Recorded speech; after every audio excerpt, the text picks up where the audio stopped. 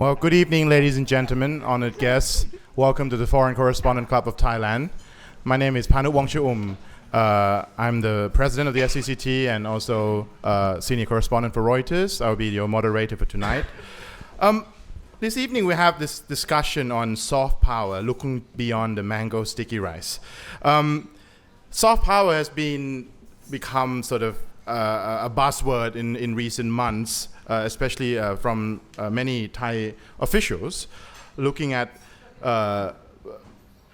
ascribing various things from anything about Thailand culture abroad, from food items like the mango sticky rice hoisted by Thai rapper MILLI at Coachella, to the Thai traditional headgear showed in K-pop music video by Lalisa of Blackpink. And the Prime Minister Prayut has also started to show keen interest and talk a lot about promoting anything Thai in food, fashion, sports, abroad to promote so-called soft power. But of course, if you study international relations, soft power, the term coined by scholar Joseph Nye, is something much different in many ways, and culture is just a component of that soft power definition.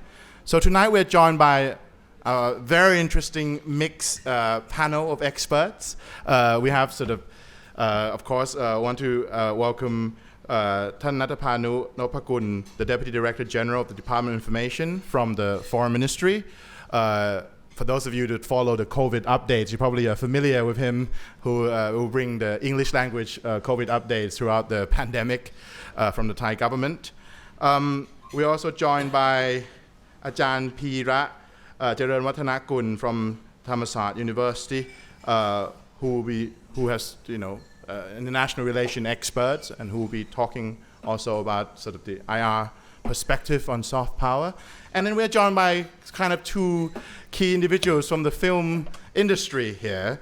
Pailin Riddell, of course, director and co-writer of Whole Frozen, and of course the first Thai person that won an Emmy Awards. Congratulations. And Kun Komtat Napathalung, who's a Bangkok-based filmmaker and lab manager of Southeast Asia Fiction Film Lab. So with that introduction, I think we're going to start off by going to the government person, Kun Nattapanu. We've, of course, as I mentioned, we've been hearing a lot from the government about the promotion of soft power. Can you tell us a little bit about what's going on? What's the public policy side of things in terms of soft power? Thank you, Kun Panu. Just first of all, how many minutes do I have? How long do I have? You have about 5 to 7 minutes there. 5 to 7 minutes? Yeah. Okay. Well, I guess I have to rush that a bit. So, well, please go ahead. I mean, yeah. Sure. Thank you very much. So I guess it's an interesting panel today, but not as interesting as yesterday, because you had a full house with the governor of Bangkok coming here yesterday. But in any case, of course, the topic today about soft power, cultural assets. I guess I'll have to start off first by saying that I'm the only government person on this panel. So a disclaimer first, that we have to accept first that there remains a lot to do in terms of promoting soft power in Thailand. And of course, we haven't reached the stars yet. But of course, leaders have been enlightened around the world. When BTS went to the White House or went to the United Nations, it enlightened Joe Biden. It enlightened the United Nations. But talking about Thailand and Thainess, of course, we're all familiar with Thainess. But what actually is Thainess? I think it's an intangible asset. I think that Thailand remains resilient no matter what, meaning despite the coup d'etats, despite all the crises around the world, people still come back and return to visit Thailand despite all of these challenges. Now, just to distinguish with hard power, of course, just frankly speaking, and I won't be speaking in propagandistic, if that's a word, terms, because of course this is the FCCT. So I guess if we talk about hard power first, we're hardly a hard power. Although we don't have any adversaries, no major conflicts in the last 40 years, no enemies in the region, well liked, we're known to be friendly, gentle people, intricate people, sometimes delicate, and sometimes quiet as well. But in general, we're hardly a hard power. We're more of a moderate soft power in my view. And I think we've come a long way ever since the historical times in Ayutthaya. And of course, Bangkok was built in the pattern, in the template of Ayutthaya, in the blueprint of Ayutthaya, wherein that was a combination, a melting pot of many religions and cultures. So that remains something that is true today for Thailand and for Thainess. But we've come a long way.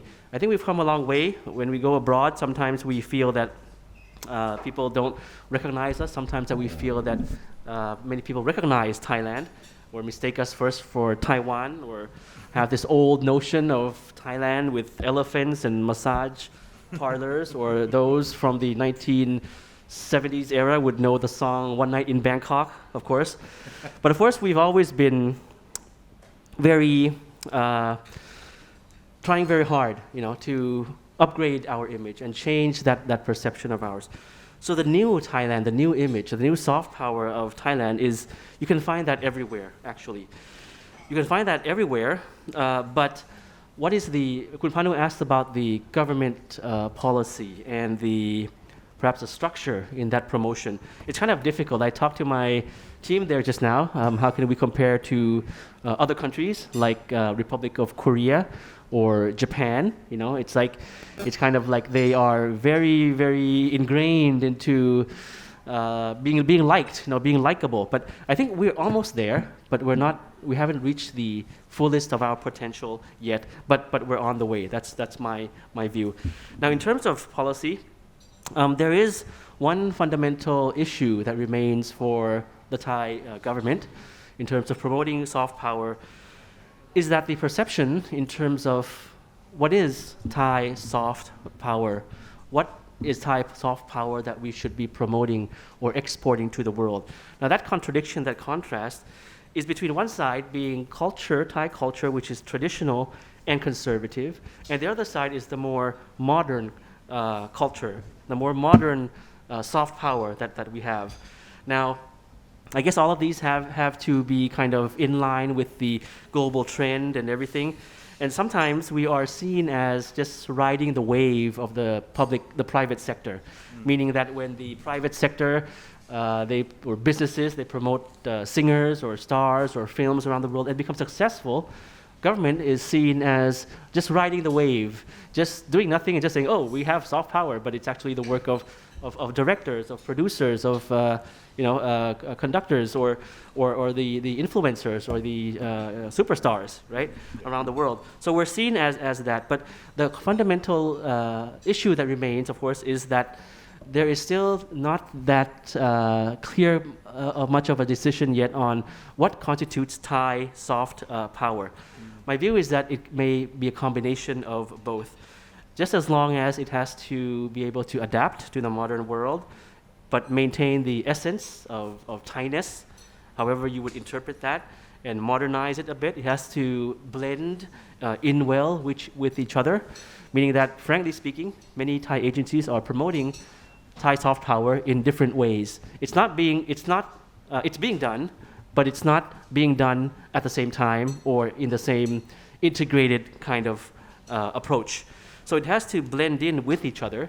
And secondly, it has to blend in with the trends of the world as well, which I mentioned just now. For example, if you talk about pop stars in Thailand being known around the world, or movies, or the 5 F's, right? Food, film, fashion, fighting, Muay Thai festivals, and all those things. It has to be in trend with the world, with business, with marketing in terms of food, restaurants, and all those details. Also with the ideas that the perceptions that people have about Thailand, so it has to correspond with that. So for example, many Thai celebrities or key opinion leaders, they go on the LGBT side, right? LGBTQ side, which is something that Thailand is quite open to. You would know about the recent law passed as well. So films and music in terms of the LGBT audience, in terms of BL, BL, boy love, or bands like 4Mix or various superstars like Bright and Win. I'm not sure if this audience would know about them, but these are influencers, Thai influencers, which have tapped the LGBT market around the world. Just as an example. Now, of course, I can give you a lot of organic examples of Thainess or Thai pop culture being spread, well known around the world. I won't go through all of it, but of course, I think it should be a combination of organic and government effort. Organic and government effort. You've probably seen, of course, a lot of movies that have themed about Thailand in a good or bad light, I'm not sure. But at least we're there. At least we're in the picture, like the movie Hangover, Part 3, or the organic movie, the Chinese movie Lost in Thailand, which brought a lot of Chinese tourists into Thailand before COVID. Or if you've been here for some time, you would know that Thailand has a lot of very, what do you call it, tear-jerking commercials, very commercials which actually are very about family, about love, but it's actually commercials that are produced by insurance companies. And of course, soap operas, very much popular in our neighboring countries. When I was posted in Cambodia, there was a Channel 3 soap opera, very, very popular, just dubbed in Khmer language. The Cambodian population actually followed this soap opera very, very closely, to the point that when the actress there said something that they interpreted as being discriminatory, it caused a riot, to that point. Okay, but speaking about films and all these soap operas aside, we have, as I mentioned again, we haven't reached that point as much as other countries yet. But I think one important point is about the coordination between the public and the government sector.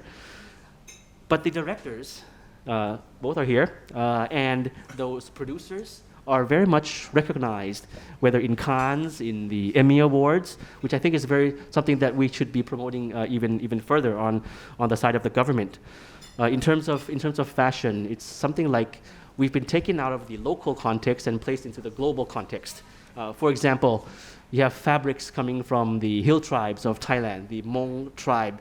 And once on a fine day, you see that in the news that someone from the UK, a brand of fashion, used that kind of Thai fabric to design new fashion for the Duchess of Cambridge, for example. Or you have those small tote bags, those sampeng bags, the bags, your cheap bags you find in the market here. And those are being customized to become more fashionable and called bazaar bags and branded by Balenciaga, right? So those are things which are going on in terms of Thai culture, Muay Thai as well. So I think that the main point is that there has to be this understanding first that Thai culture, Thai soft power can be promoted, whether it is the traditional or whether it is the more customized and modern, just that it has to go in one pace together. The issue here is that we have the Ministry of Culture, Ministry of Foreign Affairs, and many other agencies doing the same kind of issue. So the government has actually began this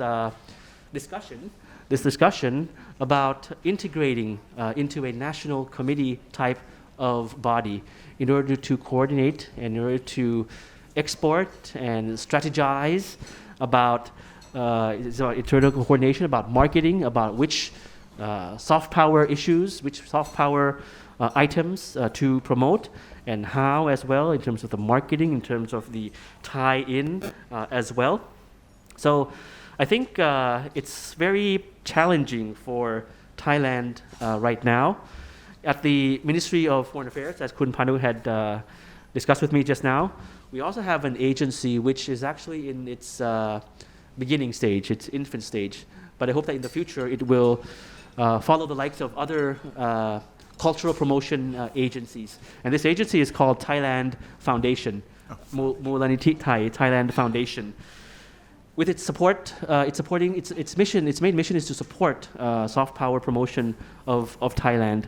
And of course, through Friends of Thailand. You've heard that term quite often, and through people-to-people channels, through many projects. Of course, budget-wise, it still needs some boosting, and it still needs a lot of experience. It still needs a lot of testing ground to be able to reach the heights and the success of other foundations around the world like Goethe or Allianz. So just in terms of soft power, I'd just like to end by saying that we're serious about soft power.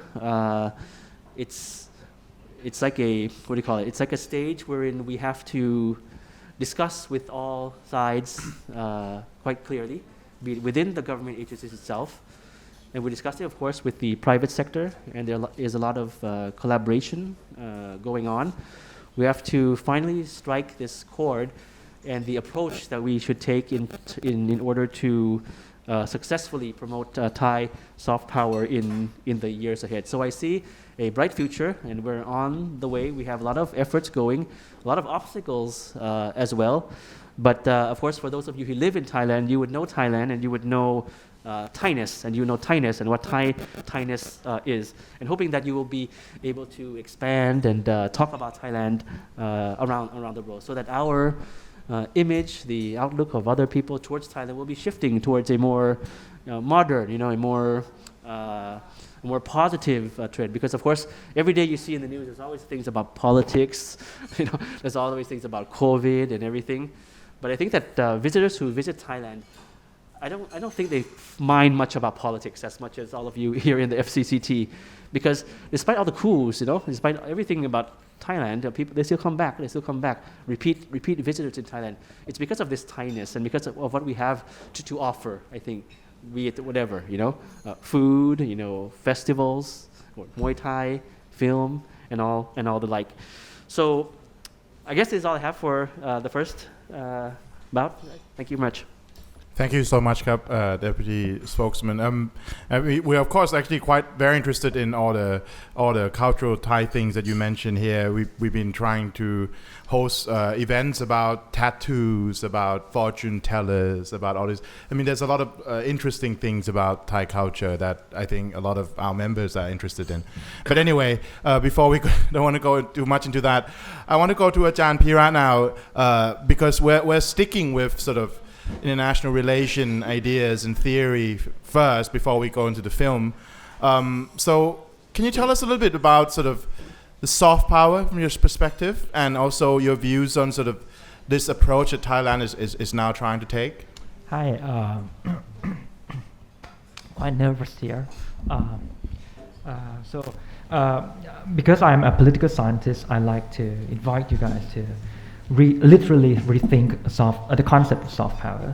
So this is what Joseph Nye said in 2017. So he basically was saying that, because he was the inventor of the concept of soft power, he was basically saying that, he can't control the original meaning of the term soft power. It's sort of like when it goes beyond his control. So what exactly did Joseph Nye mean when he referred to the concept of soft power? So this is, before we talk about the concept of soft power, I'd like to invite you guys to think about the definition of power first. So in the quote, he said at this most general level, power means the ability to get the outcome one wants. So in a way, power is relational. It means that you need some actors, you need an actor to use certain resources to achieve certain expected outcomes. So you can see in the red,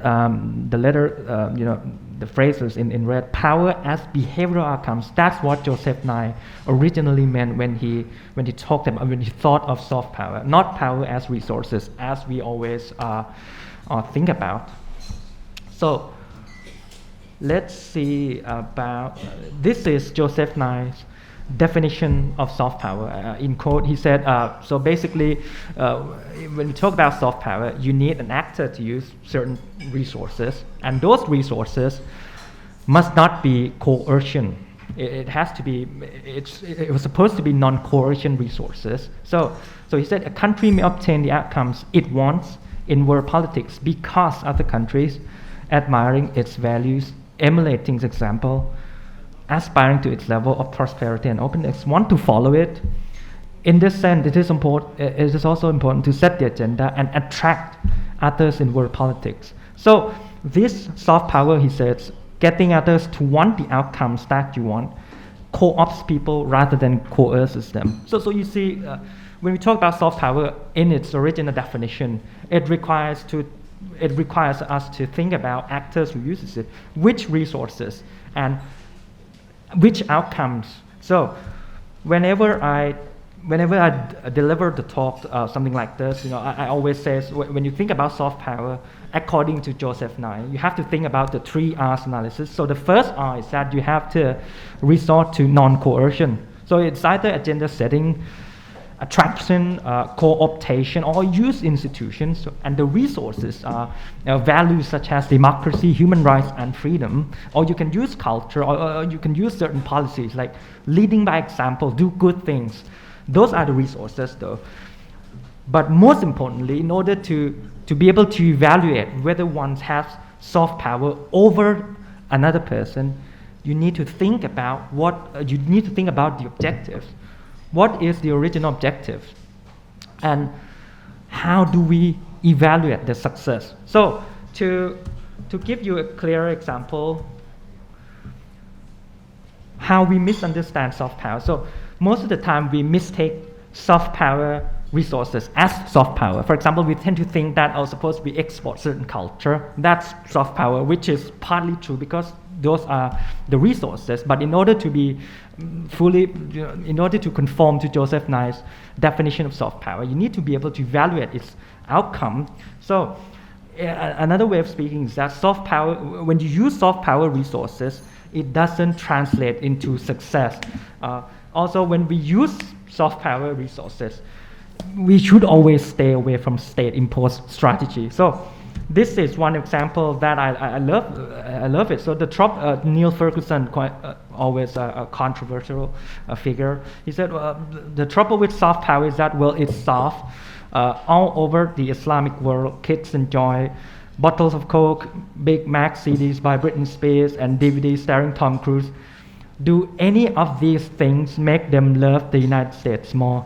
Strangely not. So basically by exporting Coca-Cola, by exporting Hollywood films, it doesn't mean that the United States can achieve certain outcomes that it wants. So it means, another way of speaking is that the United States, even though they export those values, does not mean that they achieve, that doesn't mean that they have soft power over those Islamic countries. So let's turn to talk about our Prime Minister when he talks about the concept of soft power, apart from how he confused soft power with software. So he said here, and I translated myself, he said, what I have always adhered to, no matter what, is that we should act for the nation, religion, king, and people.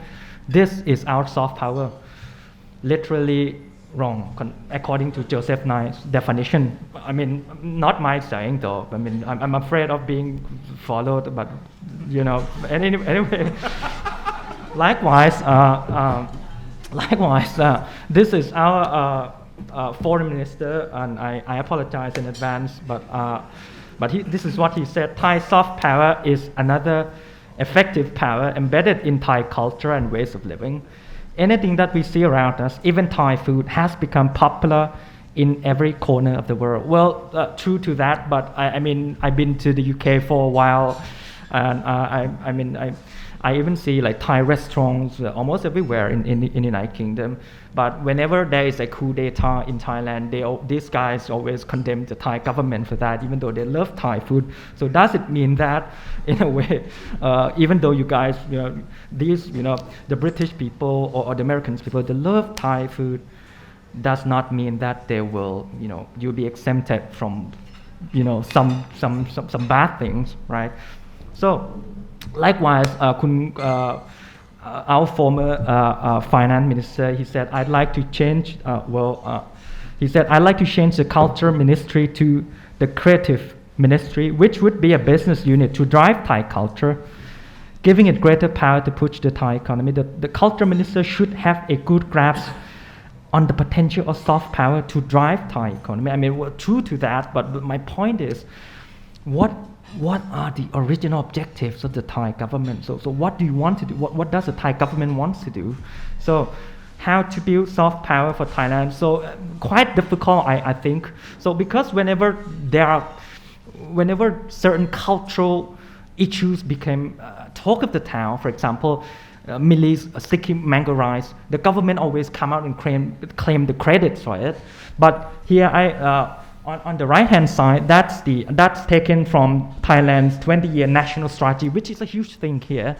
And there is only one word of soft power. It's translated as "amnatแบบนุ่มนวล." But strangely, when I looked at the English version of this plan, no English translation for the term soft power being used. Isn't it funny? Because the government always say that's our product, but then even in English you don't really use the term soft power there. So perhaps there might be a second round because I exceed my 10 minutes. So I'd like to pass the microphones to Kun Panu for. Sure. I think I'm actually interested in coming back to both of you about sort of the goals and sort of this idea of different definition of soft power. But I want to give our two other panelists a chance to speak as well before we go into that more discussion mode. I'm going to go first with Kun Komtat นะครับ in terms of so I mean we have broadly touched upon sort of the broad definition of soft power, and I think both Kun Natapanu and Ajahn Piras has kind of done very well in kind of sort of draw attention of what this soft power thing is. But I mean, from someone who's more of a practitioner, Kun Komtat, in sort of in the cultural realm, of course you're a filmmaker. What do you think it all means, this whole talk about soft power? And can you tell us a little bit about what's going on in the industry that you're in, where soft power promotion is it's tangible? Thank you, Foreign Correspondent Clubs, for having me.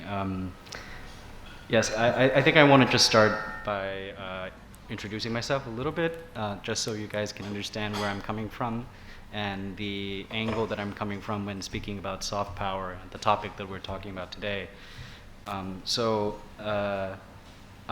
a Thai independent filmmaker, which, if you know anything about the Thai film industry, here in Thailand, as an independent filmmaker, you inevitably have to work internationally to get funding for your films, to complete your films, and also to get it shown. That is just the nature and the reality that we face right now as an independent filmmaker. I also previously worked as a lab manager for the Southeast Asian Fiction Film Lab, Southeast Asia Fiction Film Lab, which is a Thai foundation before we closed it earlier this year. And we work internationally. We work with Southeast Asian filmmakers, producers, directors who have independent film projects that they're looking to develop their projects to get funding and co-productions from Europe or Japan or Korea. So I just wanted to put that on there so you guys know where I'm coming from when talking about soft power, because let's be honest, independent filmmaker is quite a small niche world, but I think it's important to talk about because when we talk about soft power, we always talk about Korea and Korean cinema, and it's a good reference point because I think in very, very short time, Korean cinema really grew. Independent filmmakers in Korea, such as Bong Joon-ho, became the Cannes Palme d'Or winner and the Oscar winner as well. And that happened a couple of years ago. But Parasite was the film that everybody was talking about and everybody could relate globally. So I think Korea was a really good reference point for independent filmmakers, and we always talk about it when we talk about soft power, right? Korea, everything in Korea. That's the thing that we always want to talk about. And luckily, I had the chance to talk with a Korean producer friend of mine yesterday, He visited town just to have some meetings, and we were talking. I was like, "Oh, I'm gonna go to this talk, and we're gonna talk about soft power. So I want to talk to you about Korean soft power. What do you think?"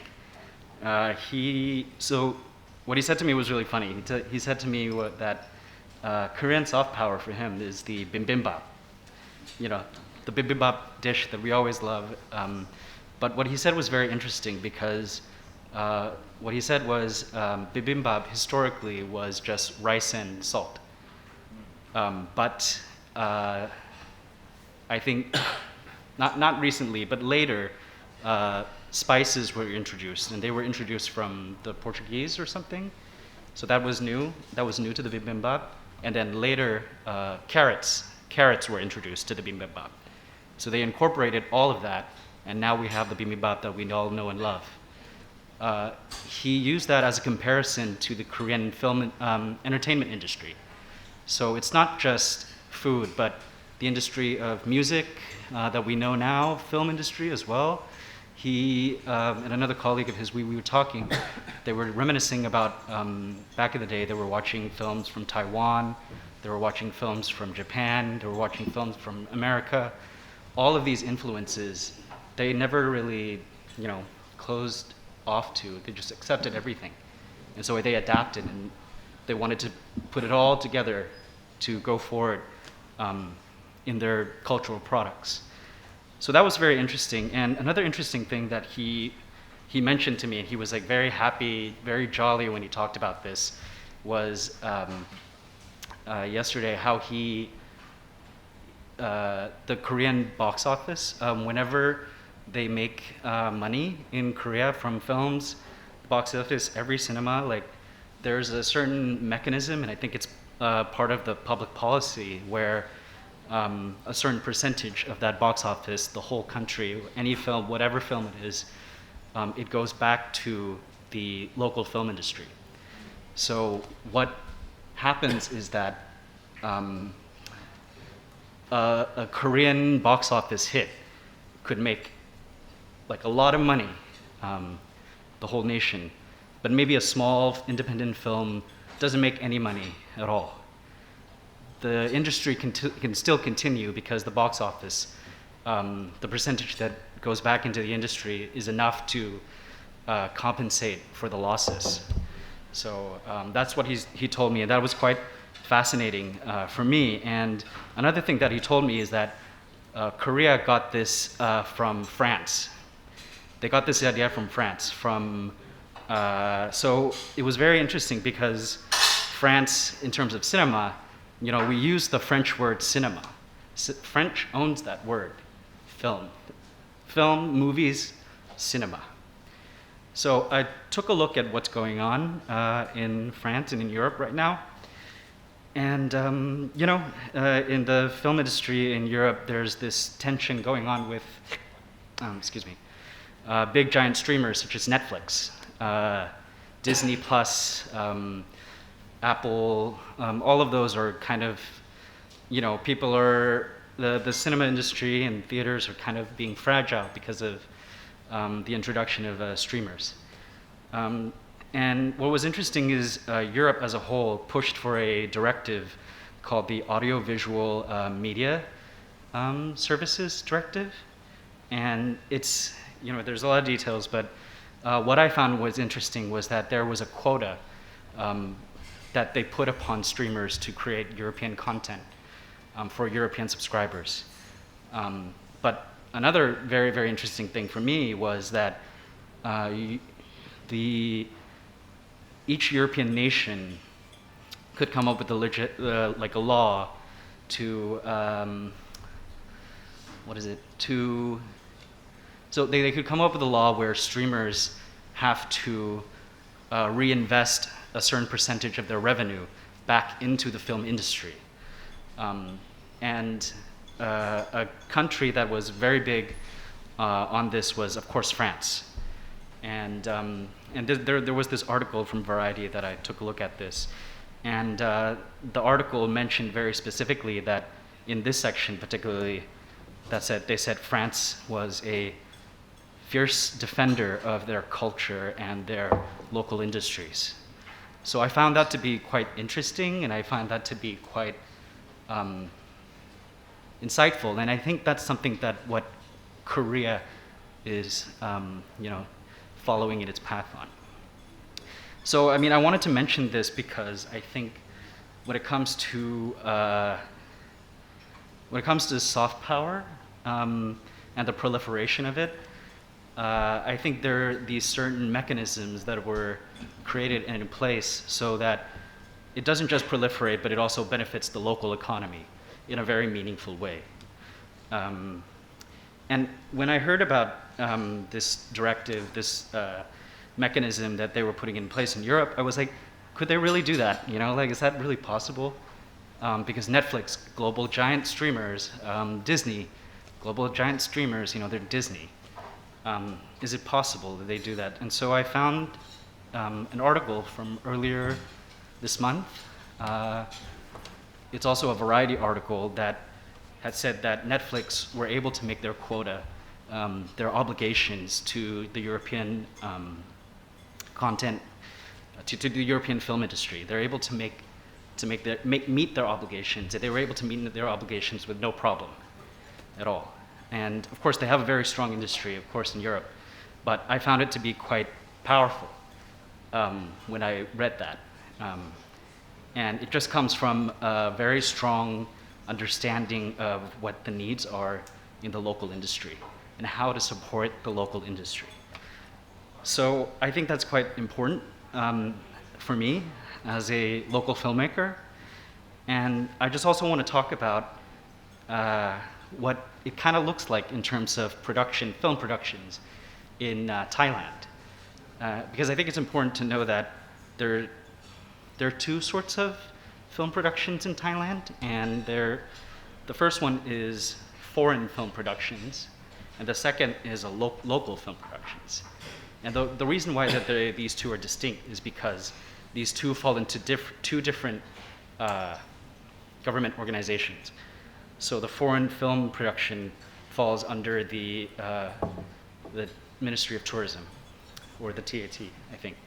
And the local film production falls under the Ministry of Culture. So as a filmmaker, I always try to keep updated on what the local policies are. And the foreign film productions, I always find that there's always policies that are pushing to boost, to attract filmmakers from abroad to come to Thailand.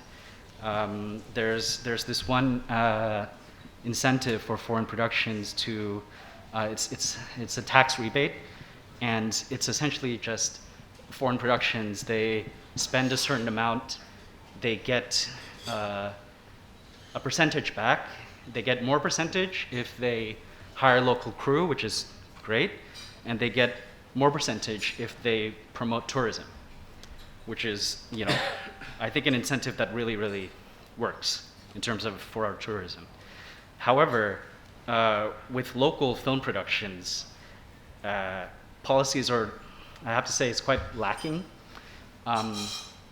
And I want to bring a very real anecdote, which is, I know a young filmmaker, he's 24, 25, and he just had his first major debut in Switzerland, in a festival in Switzerland, Vision du Réel.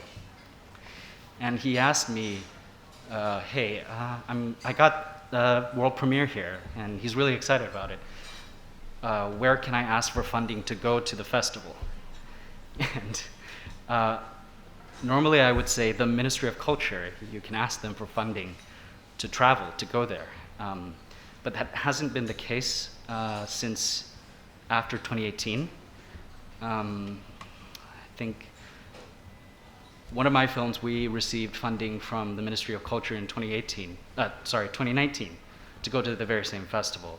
But that hasn't very been the case. And actually, the Ministry of Culture also has, they normally also give funding to make feature films and make short films as well, which was really great. But that hasn't really been the case in 2018. And we haven't really received any updates on what's going on in terms of that. So I mean, I wanted to bring that up because in terms of support for local talent to promote themselves abroad, we don't really have to go far. We don't even have to go to Korea to look at this, because our neighbors in the Philippines and in Singapore, they have mechanisms that are quite meaningful in terms of this. So in the Philippines, they have the Film Development Council of the Philippines, which they are very active in promoting their local talents. So speaking from CFIC, Southeast Asia Fiction Film Lab, where we help to develop projects and talents from the region, whenever we select a filmmaker from the Philippines, we can always go talk to the FDCP, and they would always be able to help support their talent to come to Thailand for the workshop, all expenses paid. And the same thing goes for Singapore, which is unfortunately not something that I can't say for Thailand. We used to have that, but not anymore. Not only do they support their talents to go abroad, and it's not just for labs, it's for festivals. The Philippines have a very robust, and they really care about their local film industry. They're very proud of it as well. But not only do they have that, the Philippines and Singapore, they have this program, this grant actually, for Southeast Asian co-productions. And what that means is that if I'm a filmmaker in Thailand, I have a feature film, I can find a partner in the Philippines or in Singapore, and together we can apply for that grant, which is, as an independent filmmaker, is quite a significant amount of money. But the catch is that a certain amount of that money goes back into the local economy in the Philippines, while the rest goes abroad. So it's a partnership. It helps. Everybody kind of goes together in that sense. So for me, I think it's not just important to talk about what is soft power, but I think, of course, the important question is also how can we allow for soft power to proliferate and benefit the local economy in a very meaningful way. And that's what I'll leave it at. Thank you. Thank you, Krab. Yeah, I mean, it's a show of this sort of the infrastructure that's there in some of our neighboring countries in supporting the film industry. I'm going to you now, Kompylin. I mean, as a filmmaker in Thailand, I mean, what do you view this whole topic about soft power, and what can you add to the sort of this ongoing debate nationally about promoting soft power? Sure. Yeah, I think Du and I are in the same industry, so I'm going to echo a little bit of what he's saying, but also give you a bit of an idea of what it's like to make a film in Thailand that does carry to the rest of the world, and how much effort that takes, because we do live in a country that doesn't have that much support, as you've heard, from the government to create our own content. So, I think there's really three main ingredients, right, to support soft power. One is long-term strategy, which I think with the Thai Foundation, I'm so excited to hear about the Thai Foundation, because that is an entity that hopefully will have long-term strategy that will be supported financially as well. A second is, of course, money. And then the third, which no one's talked about yet, is creative freedom. If you look at the people who the Thai government has claimed as being successful people, advocates of soft power for Thailand, let's look at MILLI. That's great that her mango and sticky rice concert became well known worldwide, but she also was called in and was questioned by the government for criticizing the government. If we look at Apichat Pong, he is always seen as anti-government. In fact, his last film wasn't made in Thailand because he felt like he didn't have the creative freedom to make his films in Thailand anymore. So I would say that a lot of the people who are advocating or are representatives of people who can create soft power in Thailand are doing so in spite of in spite of support from the Thai government. So it is something that is still need to be worked on quite a lot. I talk to filmmakers all the time. We create in fear. We just don't know, what it is that one powerful person or another, or where we're going to get the money from. So it is extremely risky to be a filmmaker here. I have filmmaker friends who were very successful at one time and are no longer successful because the longevity of someone's career, there's just no support financially, locally, financially, at least from the government. There are some sources of private funding. So let's talk about my film. I applied to more than, I think, 14, 15 funds. It took me 2 years. I didn't get any government funding at all, and ended up getting funding from the UK and, believe it or not, China. And that is what allowed me to complete the film, and then it eventually, won a big festival in Canada, and eventually it won the Emmy.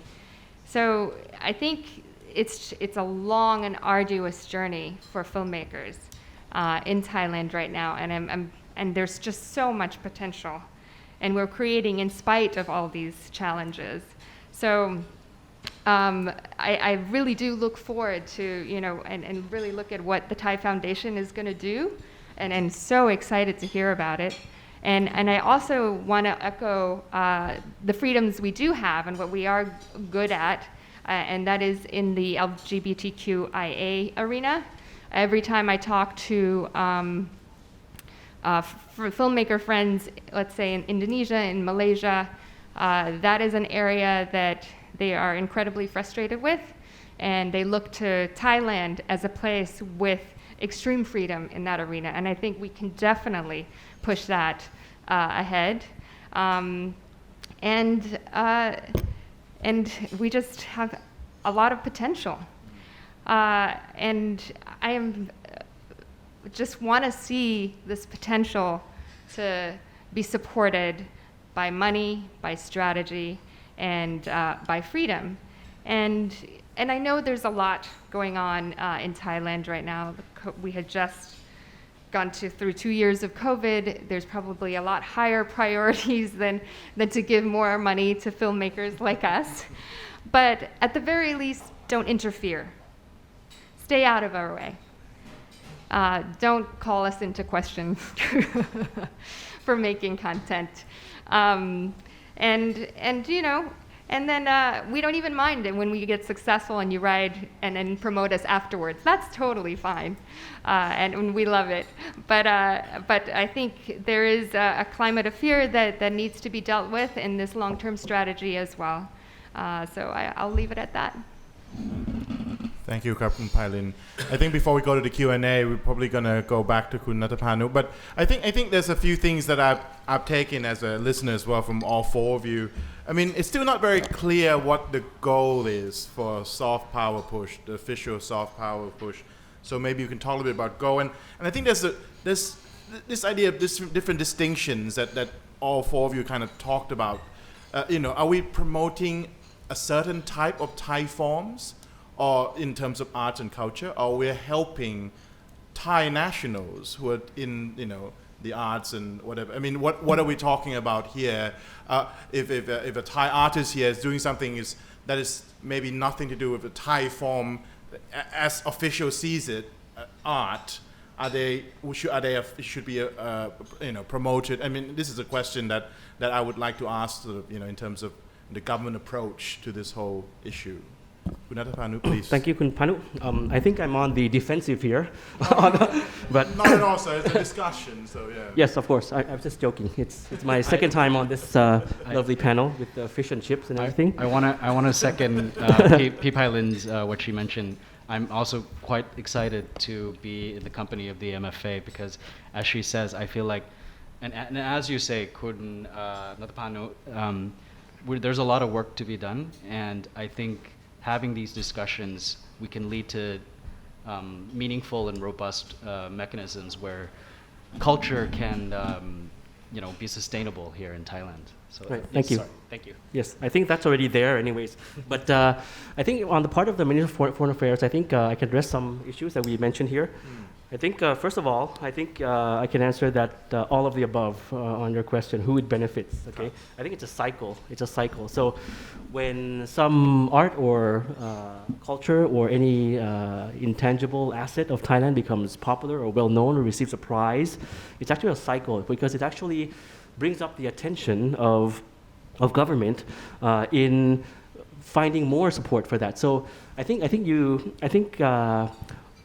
no one can take credit for something that is intangible. That's what I'm saying. Because if something is intangible and it receives applause and success, I think you cannot credit that to anyone unless you're talking about business success. Okay, right. So I think it's a cycle, and I think no one can actually take the actual credit for that. And actually, when some business or the private sector succeeds, it actually brings in more of this government impetus into it, which is okay.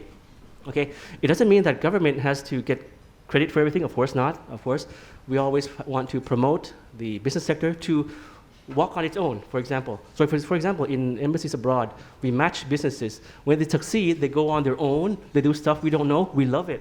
We love it because we want to promote this expansion, So we're just the first stepping stone. I think that's the answer on part of the Ministry of Foreign Affairs. And for example, in this industry, the foreign ministries and embassies have been doing business matching for filmmakers and films as well. In terms of film festivals in Shanghai, in Vietnam, in the Thai festival in Tokyo, Japan, has attracted hundreds of thousands of Japanese people interested in Thai culture and films as well. And that's been going on for many years. So on part of the Ministry of Foreign Affairs, I think that's the output there. Now, in terms of the how to classify, I'm not sure if that was exactly the question, but I would say they are different policy objectives. They are different policy objectives. So as Ajahn had mentioned, I would say that I'm also a political scientist, but obviously from a different school. So I think international relations is multifaceted. So we view it as, of course, political, economic, and people to people. They are different pillars, and you can't actually collect mileage in one pillar and use it in another pillar because they have different outcomes and different foreign policy objectives. So the people to people pillar, the objective is for people to have this affinity, have close to their heart, win their hearts and minds about Thailand, so that everything that they think or eat or wear or talk about or view or their way of thinking, their approach would be geared towards something which is beneficial to Thailand. And that's a different pillar from the political or economic sector, surely. And it doesn't have to be linked. I love American hamburgers, but I may not like whatever else in the United States, right? It doesn't have to be like that. International relations is a love-hate relationship, I would say that. So if I take a personal example, like with friends, there's things I love and things I hate at the same time, so it doesn't have to actually match. Like, I have to pick on you, sorry. Richard here, he's my good friend. I love him, he's my good friend. But I'm actually jealous of him because he has so many Twitter followers, like hundreds of thousands of Twitter followers. So I think it's a different foreign policy objective. And in terms of budgeting that Kun Pailin had mentioned, I'm speaking on behalf of the Ministry of Foreign Affairs. So it's actually the the window to the world. We should also, of course, look internally as well, but that may be the task of other agencies. But on behalf of the Ministry of Foreign Affairs, I would say that I think it's quite difficult for a developing country to justify budget that does not actually relate to something tangible in terms of developing the country. And you had mentioned that, which is quite true. So there's COVID, there's poverty, there's blah, blah, blah, blah, social issues. But film and culture is also very important. It's a part of our heritage of who we are, our way of thinking and everything. So that remains a difficulty for a developing country.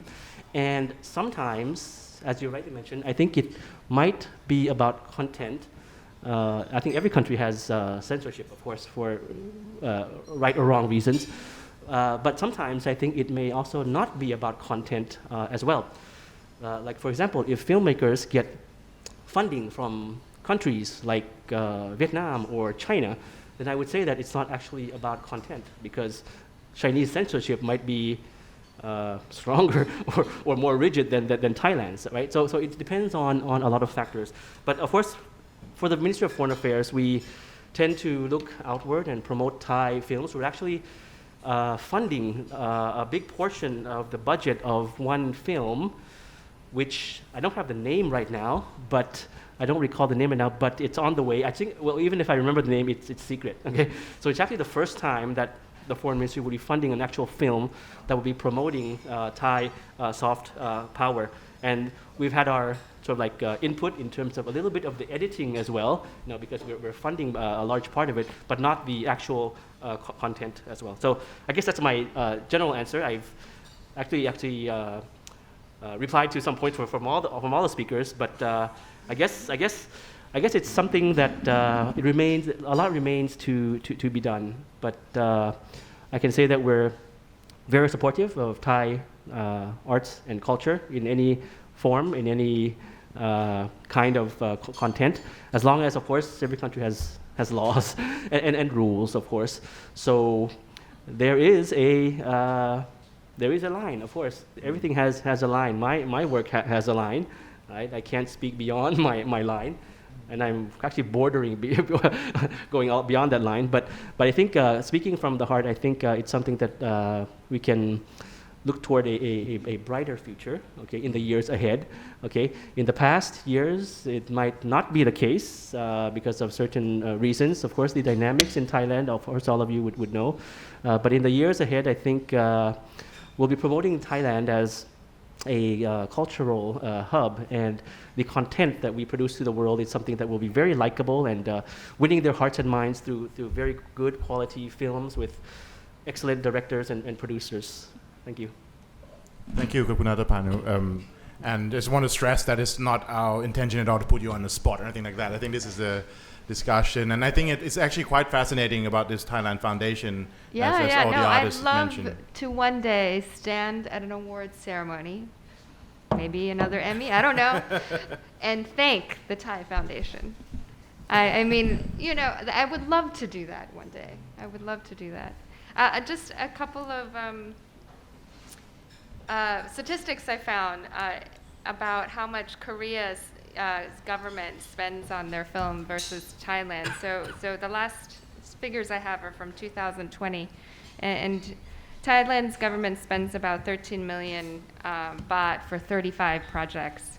Korea spends 500 million baht for their projects. And I thought, okay, maybe it's because we're a developing country and they're much more developed, but even in comparison to our GDP per capita, that's still a lot more that Korea spends of their GDP than we do in terms of percentage. So there is definitely room to move in the finances as well. Yeah. Thank you, Kapalin. Any other points from the panelists? If not, then we can go to the Q&A. John, you want to say something quickly, or? Sure. Can you turn on this side, my side? Oh, พี่ตั้มขอสไลด์เลยครับ Can you put the microphone to your? Because the deputy director was mentioning foreign policy objectives, so because I had to make some proposition this morning, so I had this prepared. This is the sort of like Thai Ministry of Foreign Affairs 20-year strategy. So they said that the plan said that one of the foreign policy objectives of Thailand was that they want to improve their own status. So how do they want to do that? They wanted to do that by using soft power. So I was wondering, because I was, you can say I'm a purist when it comes to the definition of soft power. But so I look at the key performance index provided by the plans here, and it said there that they wanted to use more soft power projects and activities, to increase more soft power projects and activities. So I was wondering, like, how improving soft power projects and activities how doing that is gonna improve Thailand's international standing. So it's quite weird, right? Because just think about it. Increasing more Thai restaurants. People are gonna like it. People are gonna love Thai food, but doesn't mean that they're gonna, love the Thai people when it comes to any political conflicts or international politics. So that's the first point. The second point is that another key performance index from the plan here is that Thailand's initiative are accepted in international organizations. So there are various platforms in the world, but there are certain normative issues that we should follow. But just think about this. Suppose just for hypothetical purpose here. Suppose tomorrow the Thai government came out and then they were like, okay, we're going to crack down on human trafficking.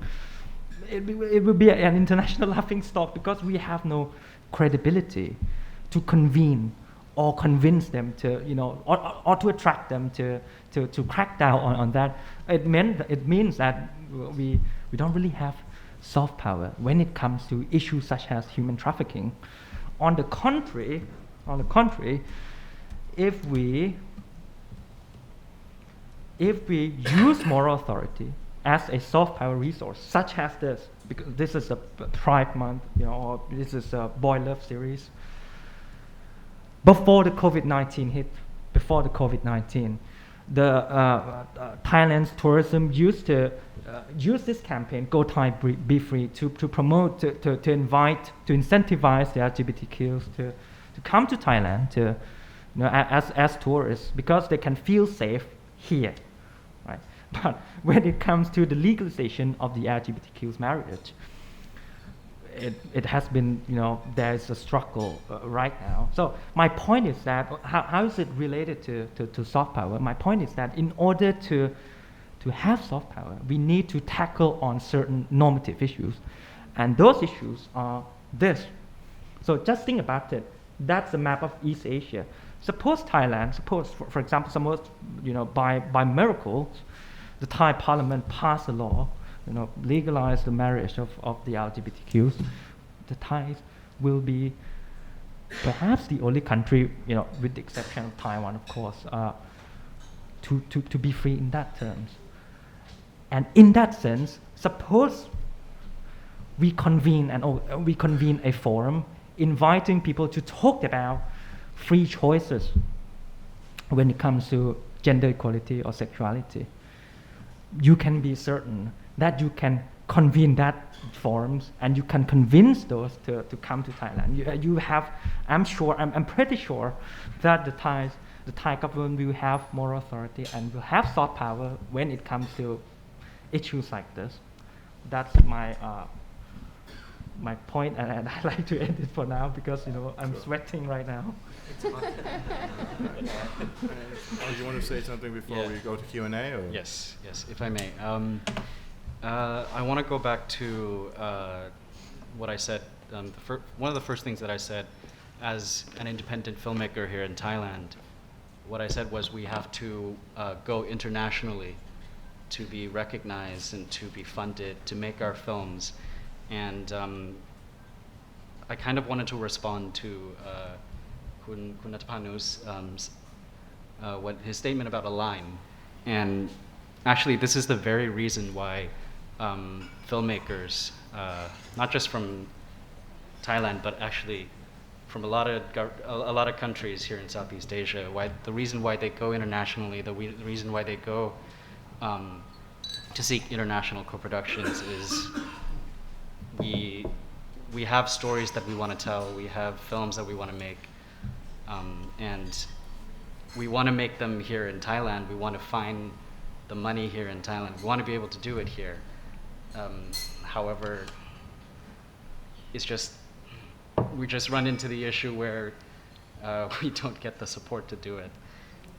So it's just something that I just wanted to bring up, the reason why international co-productions and international ways of seeking funding is important here right now. But hopefully that, moving forward, hopefully that will change because like P. Pailin said, one day I want to be able to say that this is entirely funded here in Thailand. You know, we don't have to go somewhere else to find the money to tell our stories. You know, we don't have to make sacrifices to tell our stories here in Thailand. And that's something that hopefully we can get to. Okay, Kap. Thank you. Thank you. So we have about 20 minutes for Q&A. There's a microphone at the back. If you want to ask questions, please go there and identify yourself and please ask which panelists you want to address. Thank you.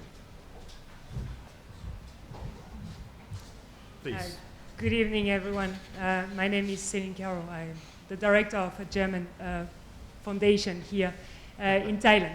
And I would like to come back to foreign affairs and the hamburgers we all like. I think there is nothing to discuss about this. In American culture, there are a lot of movies and songs also that a lot of people like. And those movies and those songs are promoting values and norms like, I don't know, freedom, let's say. And this is existing independently of the state, like movies that you both are creating. But this is helping the state, the US in my example, to improve its image internationally so that maybe later on, let's say at UN Security Council or in the UN National Assembly, more countries will vote with the US because they understand the values and the norms that the country is promoting. So this is soft power, Ajahn Pira, as I understood also. It's existing independently of the state. It's not controlled by the government, but it's supporting the government to advance its norms, interests, and values on the world stage. So my question to you, Kun Natapanu, is what are the thoughts of the Thai government in this regard beyond, let's say, gains for the tourism industry and a general good image of the country? How can Thailand benefit from more soft power projection abroad? Maybe to have a stronger voice internationally or to promote maybe values, norms, or interests, and if so, which ones? And at which level? Maybe the ASEAN is a good level to do that. And my second question, maybe to Ajahn Pira, I don't know, are you aware of other countries projecting soft power actively in Thailand? And what can you say about that? And how is Thailand reacting to that? Thank you very much. Spokesman, please. Yes, thank you very much. Very, very good question. I agree with some things that you mentioned, and I don't agree with some things. First of all, I think that I'm a fan of American movies, of course. But I don't think that all movies in America project a good light on the United States, of course. Not all Hollywood movies. If you ask an American friend, they would say, "Oh no, this is not what America is about." You know, so it's not. Movies are movies, right? So it depends on the messaging, the content, and whatever the plot wants to convey or entertain as entertainment. But not all of them would project good values of America. So in the same light, I think Thai movies are like that as well, right? So movies have it's a double-edged sword, I would say. It could actually bring a bad impression to a country or bring a good impression as well. But the messaging is important. It might be the aim of the producer or director to give that message about the what do you call it, the difficult points, the pain points, or the realities, the harsh realities in Thailand, which is a good reflection, but it might not give a good image, right? So it doesn't actually correspond. And you mentioned about values, understanding American values, and having people support the United States. As a diplomat, I would say that I would not agree with that because I'm a fan of Hollywood movies, but I was posted in Geneva at the United Nations. And every time there was a need to rebut the United States on various issues, I would go full steam, of course. You know, so I understand American values, but it doesn't actually actually reflect on diplomacy per se. As I mentioned, because they are different pillars. What to gain from Thai movies? I would like to reiterate once again that we're very supportive from the Ministry of Foreign Affairs about the development of the Thai film industry, especially exporting abroad and having a wider, bigger fan base. You know, as I mentioned, our producers, our actors have been recognized around the world, and increasingly more and more, right? So what to convey and project? I think that the Thai films, whatever the content is focused on, I think they would first bring attention to Thainess. I mean, I don't think that. I mean, I think we're a moderate level power, a moderate kind of country, moderate level. So I think that in many corners of the world, they're still not familiar with Thailand or anything about Thailand. So bringing Thainess into the picture. But for the values, I think important values that can be included in Thai movies, which I would like and love to see being exported around the world in any form, you know, like whether subtly or, you know, indirectly or anything, is about Thai mindfulness, you know. Other countries might want to promote other values, but mindfulness, because we're 40 million tourists are evidence that they come here for health and wellness, so that's physical. But mentally, of course, in terms of mindfulness and Buddhism and all those issues, and culture, Thai culture, as well as the openness and diversity in Thailand. I mentioned just now about Ayutthaya as the melting pot, you know, the first soft power kind of scenario in Thailand. And that is, of course, is evidence of diversity. And today, of course, we have freedom of religion, and there's no racial discrimination, and there is openness, there is LGBTQ gay-friendly hotels, and all the like. With all its flaws, of course, no country is. I can't say that my country is perfect. Of course, no country is perfect. So these are the values which I would love to see in Thai movies in the future. I'd like to see less of Thai ghost stories. You know, I see a lot of Thai ghost stories in neighboring countries, or Thai comedy, which is actually, what do you call it, slapstick comedy or toilet humor. You know, so I want to see less of that, you know, horror and comedy movies, but more of life stories or human-centric stories, more about history, whichever interpretative form history would be, you know, would be showcased, and more of the modern history of Thailand, not the kings and Sukhothai era, but the more modern conflicts and the more modern struggles that Thailand has been through. I think that's a very good thing to show to the world. Thank you. Thank you. Ajahn, the question also addressed you a little bit as well. Like, am I aware of the soft power? Let me give you the last year example. This is last year example when one country donated COVID vaccine to Thailand, and then there was some criticisms, and then that particular country used Facebook to, you know, defend and, you know, defend, you know, the philanthropy of donating vaccines. On the contrary, this one, timely donation of the vaccines, and then Thai doctors produce that traditional Thai, you know, pamphlet to honor the Americans.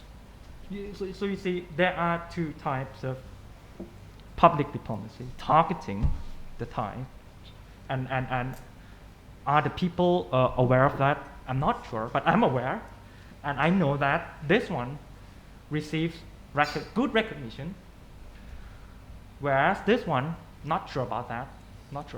So when it comes to soft power strategy and public diplomacy, you cannot use forceful coercion. That's negative. That's deadly negative. So the timely one, whoever think about this, I thumbs up to that person from the State Department. So that's my opinion, at least, if that answers your questions. Okay. Please. Just want to add, I would love to see films about Thailand's recent conflicts as well. Maybe that could be the next project. Please. My name is Paul Waddell. I'm a former journalist. I was And struck. my father, for those who don't know. Okay, you've given it away. I was struck by Kun Natapanut's repeated references to Thainess as involved in soft power. I would like you to perhaps elaborate on that a little bit more, particularly since the history of Thainess has not always been non-coercive. In fact, Thainess has been used as a political weapon to hit opponents with. It has been used as the justification for shutting down Chinese language instruction, for imposing Thai language requirements in areas that are Malay speaking, even private schools in Malay. This goes back some years. And therefore, can you tell us is this because there are very narrow and conservative definitions of Thainess, or should Thainess not be included as part of soft power? What are your thoughts on that, and perhaps Ajahn Pira as well? Thank you, Kun Pa. So, well, very difficult question, but I would say that in my view, I think it's a different term. I mean, of course, in a definition, you can span a whole decade or whole century since Field Marshal, people in Songkram, or since the dictatorship times when Thainess meant something different from what was before Thainess. So you should wear a suit, men should wear shirts and a hat and things like that.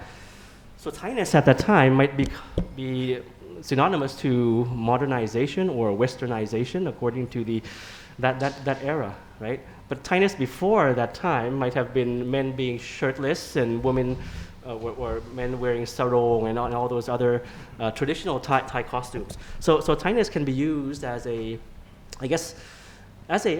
propaganda word as well. In the same way that the word American can be used, I would say, because when you go to the United States and you meet with friends, of course, you get to know that there is a lot of layers in the United States as well. When you talk about melting pots in Thailand or in other countries, sometimes it's layers of cakes, right? Not actually a melting pot. So you come up with a question when you meet with American friends, who's more American than the other, right? So even the word America can be so. So I guess the span of this definition might not include the issue that you mentioned, but more of the culture of being Thai, the Thai persona, the Thai persona, and what we have to project to the world. If you look at it on a historical, political history perspective, of course, Thainess being more Thai during Field Marshal Pibul Songkram's era, the prime minister in that era would be different from what I'm talking about today. Or when you talk about southern Thailand as well, so it's a different context. Yeah. Thank you. I guess my main point was that if Thainess is used coercively, then it's not soft power.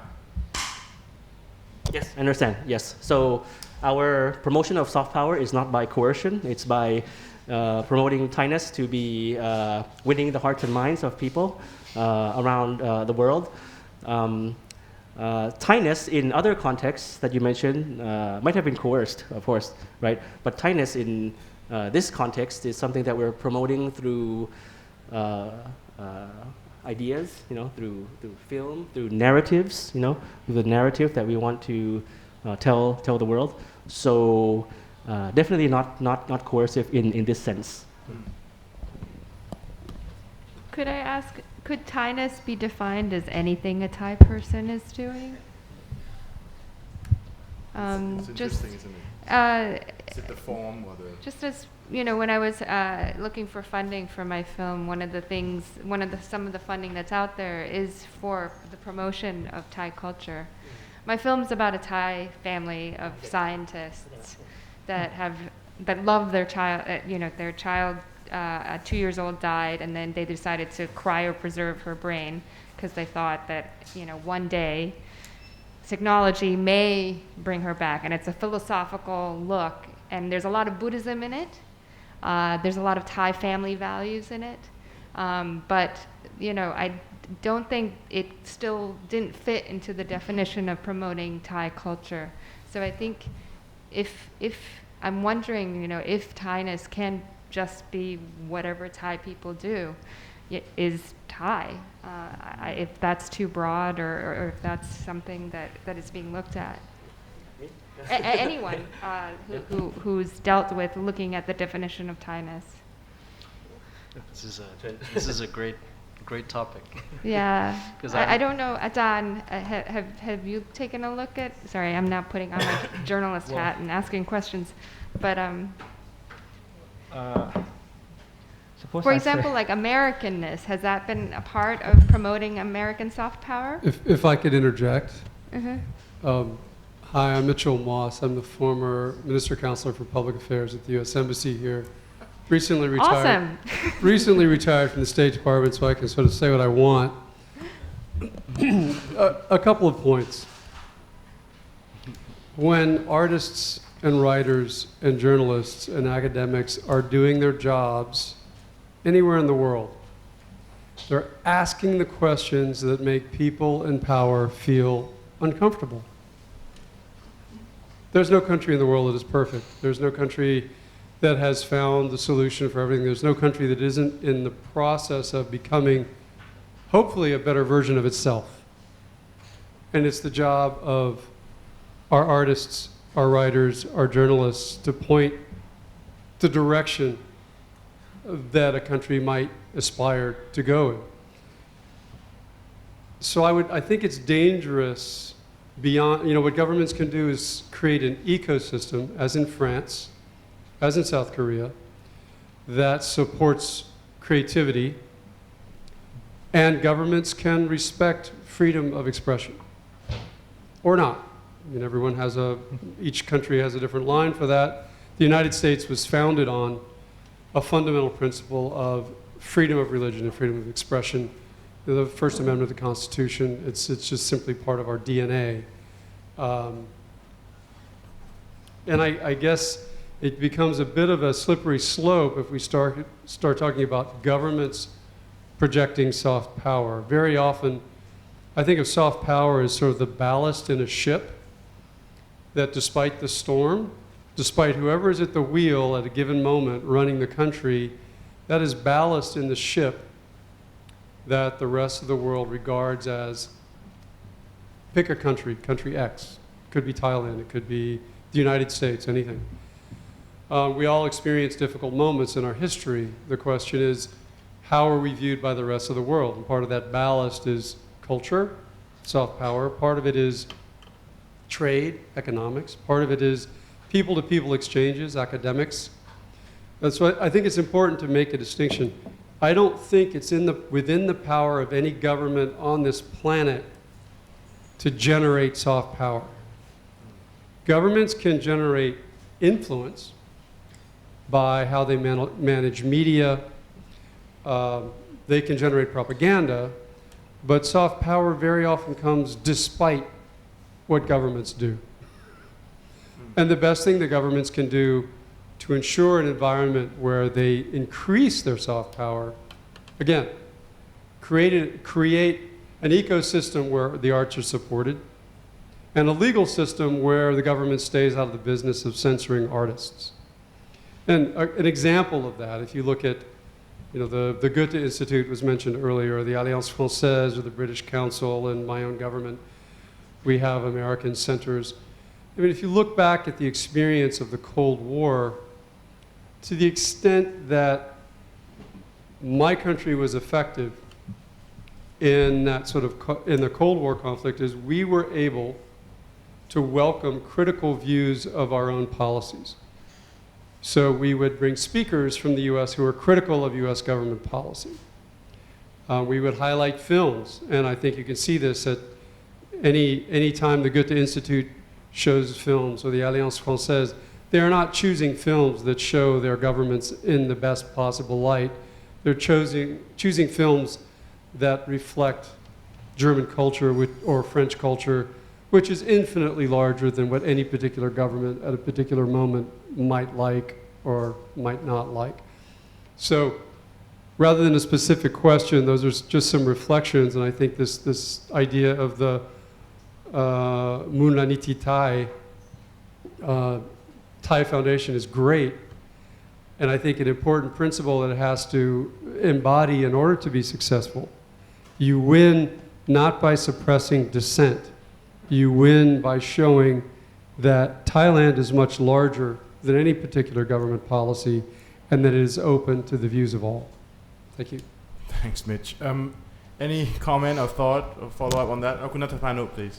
Yes, thank you. In terms of creative space, the Prime Minister's Office, the Ministry of Foreign Affairs, as well as this agency called the Creative Economy Agency, สำนักงานเศรษฐกิจสร้างสรรค์ we're currently working closely to introduce soft power as a national agenda. You know, when we have in Thailand passing the cabinet some issue as a national agenda, it becomes very, very focused, like human trafficking was, or the APEC. Over here. The APEC summit we'll be having at the in November this year. So it will be a national agenda, and we'll be establishing, of course, as I mentioned, a national level committee comprising both the public and private sectors, and of course chaired by the leadership of the government. But by the time this happens, I'm not sure which government that would be already. By the time that happens. So I guess there's a lot of views on soft power, which is very interesting. Now, I'm hearing a lot of conflicting views, which is very good. I think we're having this is one of the funnest I've been here at the FCCT. We hear a lot of conflicting views. Some are saying that government should do more, but some are saying that it's quite dangerous for government to project soft power because we shouldn't be doing it. It should be created on its own, which is fine. We'd like to see that. We'd like to see, I think government would like to see soft power created on its own, take its own course, just like the way that businesses around the world takes its own course. When Thai investors go abroad, we open the door and they go and take their own course. We love it. We open doors and we want that to happen. So we can actually do our small part in promoting because the actual content, the actual work actually comes from, of course, the creators of this content. So I guess I wanted to touch on that just in terms of the creative space that we have in Thailand. And of course, many countries stand for many things. Countries in Germany or United States stands for whatever you stand for. The word Thailand, of course, Thai means free, and no matter which hill we have to go up or any obstacle we have to overcome, I think that we'll run full circle eventually. And I think many people have faith in Thailand. That's why the word resilient is very important, and tourists continue to come back to Thailand. So I guess that's what I would like to end with in terms of being Thai and Thainess, not in the political context, but in the context that we're talking about today. Thank you. Thank you, Kap. I think we have room just for the two gentlemen at the back, so please go ahead. I love the term you use, opening doors. I love that. Peter Trainer, club member. Before the late 50s, early 60s, Thailand didn't have any tourists and people didn't know very much about Thailand. So you didn't have an image or any soft power.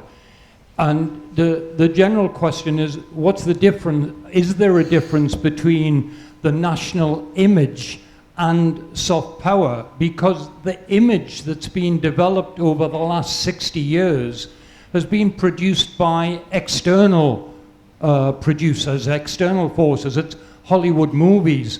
You got The King and I and Jim Thompson, Silk for the costumes. I think it started round about then.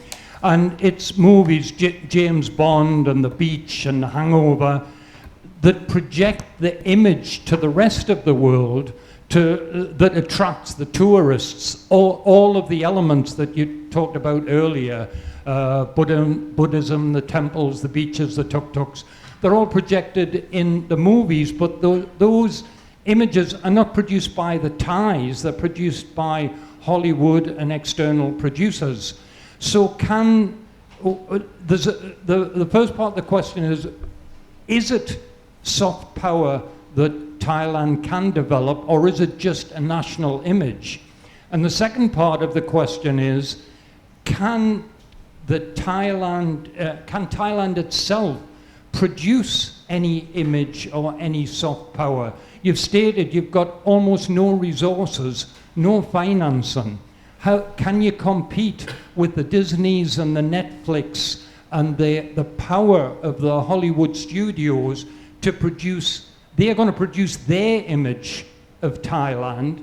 Can the Thailand home market produce an image which is stronger or anywhere near as strong as that? So it's the difference between the image and soft power, and can you compete with external image and home-produced image?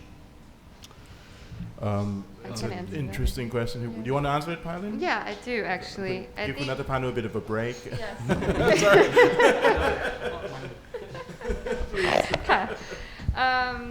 I would say that absolutely we can. The difference between soft power and image, I'll let somebody who has more control of the ecosystem than I do to answer that. But we definitely have the potential. One of the motivations for before I made films, I was a journalist. So, and one of the frustrations I had, and I was part of the club, and I made news. We covered news in Thailand, and I was freelance, and a lot of the clients that I covered news for was foreign outlets. And over again, I can't tell you how many times I've done human trafficking stories, how many times I've done elephant stories, how many times I've done red light district stories. The same narrative is emerging out of Thailand over and over again. Sometimes it gets to do political stories, which is nice and fun, but let's be honest, most of the world doesn't really care about the political minutia that happens here. And one of the motivations of why I wanted to do the film that I did is because it was about a family that no one's ever seen before from Thailand, a family of scientists, a family of futurists. They believe in technology, and it's something that you think that emanates from Silicon Valley, but actually it's something that's happening around the world. Yes, Thai people are scientists too. When's the last time you saw a Thai scientist as a character in a film, anywhere, right? And I think one of the things that is frustrating is that in order to create that soft power and to realize our potential, we do need more diverse films. We need to just support any film that comes out, and regardless of what content they are, because as long as Thai people are in the film, you are promoting Thainess. And I think that's the thing that's been motivating me in doing the films, and I'm working on films now that hopefully also say that. So the potential is certainly there, and we're waiting for the ecosystem to come to help us a little bit more. Missing the money. Oh, we're all missing the money. We all can do with a little bit more money, I think. but that's a problem actually worldwide, and it sounds like, there hopefully, in the Thai Foundation, that is something that will be discussed. There's a lot of tax incentives for foreigners to come here and make films, but I hope that will be matched with the drive to homegrown Thai filmmakers as well. And it sounds like it might be. Yeah, I absolutely, I support what Pipailin says, and there was a period about maybe in the early 2000s where Thailand had a kind of a golden age of Thai cinema, and homegrown filmmakers, Thai stories were recognized internationally. Films such as like Monrak Transistor, and that is quite a beautiful film, I think, and it talks about Thai stories. And I think what happened is just the industry changed. The Thai film industry changed. It became riskier to invest in Thai films, and talking about investing in Thai films from private investors.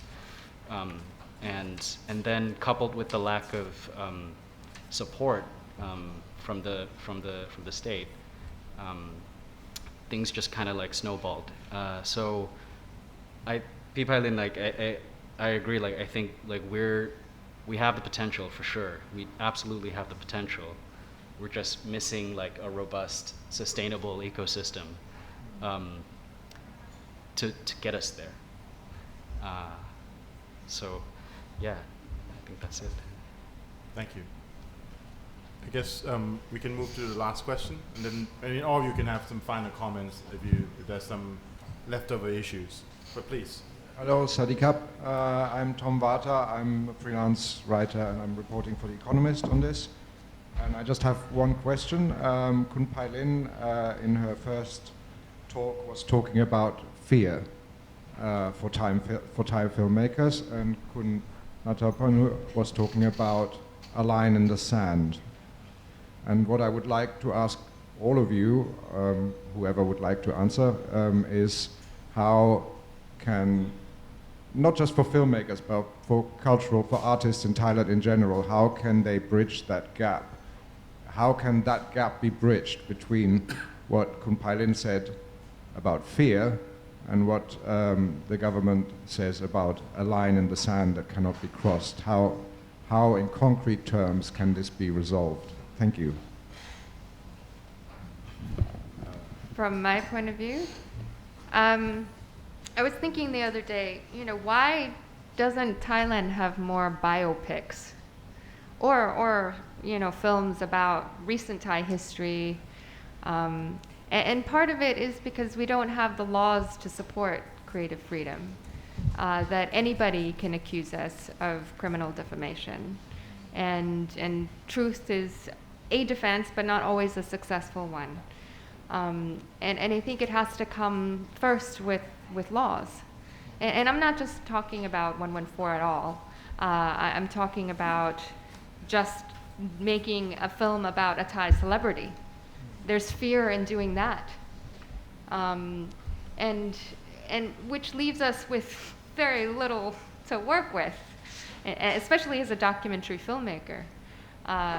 When we can't make stories about reality, it really limits us. And I think if the laws could change in a way that allows us to be a little bit more free in the stories that we make, then I think that's a really, really big first step. Sure, I totally agree with Pailin. I think, however, there is increasing collaboration between various sectors in Thai society. There are also actually a lot of advocacy and movement being such kind of society that Thailand is. So, of course, Thailand is a hub for foreign media, of course, and of course, Thailand is a hub for NGOs as well. So therefore, I think the opportunity is there, and there's a lot of advocacy. So I think in time, I think this will be developed and more opportunities will arise. You've talked about law, of course. Drafting a law and passing through parliament, everything takes time. But there are a lot of players and a lot of stakeholders who are supportive of these good changes. We always have these terms like sandbox or set zero, starting all over, because we have too many laws. Many countries have too many laws. Even in Thailand, it doesn't work well, and sometimes when issues come up, you don't know which law you're breaking or which law you're not breaking. So I think it's a structural kind of issue in Thailand as well. But nevertheless, we're an open society, a hub of many professions. And I think as the Department of Information, actually, we provide visas to foreign media. We're the main agency that provides visas to foreign media. And many have been returning as a hub for the entire region. At the same time, the Culture Ministry and the Foreign Ministry are co-hosts in terms of granting permission for foreign filmmakers to come into Thailand. We've been promoting that since a long time ago, but of course minus during the COVID era. So I think we'll see this dynamic change and develop. every society develops. I hope, hopefully, for the better. And in the years ahead, I think it will be a much. I think we'll get a much. What do you call it? Much better reaction, perhaps, from from various the art industry and the artistic world in Thailand. Thank you. Any final parting words from the panelists? Any final thoughts from the rest of you? If not, then I guess I would like to, on behalf of the FCCT, would like to thank all four of you for participating in this very robust and interesting discussion. And I think, Kun Nattapanu, if I may, I think it would be very interesting kind of times ahead as Thai government try to move in. We're talking beyond just any particular political leadership, but the government as an apparatus moving forward to this whole cultural sphere. I think it would be very interesting for both the government and for the art industry and others to kind of looking forward to the changes and the future opportunities, if you like, in this world. With that, I would like to end the panel discussion and just a few words of housekeeping.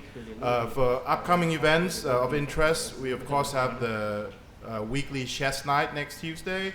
And then on next Wednesday, we have a panel discussion, not a panel discussion, but an evening, a book launch by Than Pu Ying Sikittiya Jensen on a book about her visit to Norway following the footsteps of King Rama V. I think that would be very interesting, and I would like to invite any members to come and join us on next Wednesday, the 29th. On that note, thank you again, and have a good evening, everyone. ขอบคุณครับ Thank you.